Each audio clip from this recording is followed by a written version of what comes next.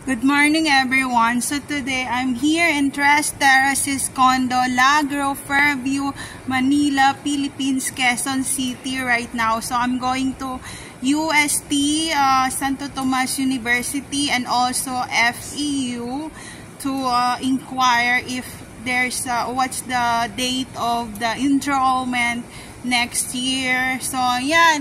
So ito yung aking outfit. Nagdress ako with white shoes and first time ko palang suotin yung aking white shoes. Ayan, ngayon ko lang sinuot.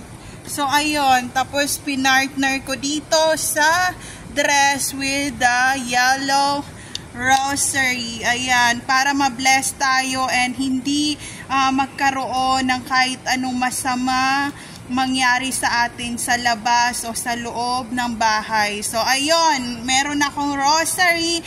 So, ayun, ito yung aking outfit of the day. And maraming nagsasabi na ang dami kong mga accessories. Dati na akong maraming accessories. So, ayan, ang aking accessories ngayon. So, ayun, and I'm wearing this ukay-ukay sunglass. Ayan, to protect our eyes into UV light rays from the sunlight. So, ayun. So, this is my makeup, simple makeup look and outfit of the day. So, I'm going to show you the whole outfit right now.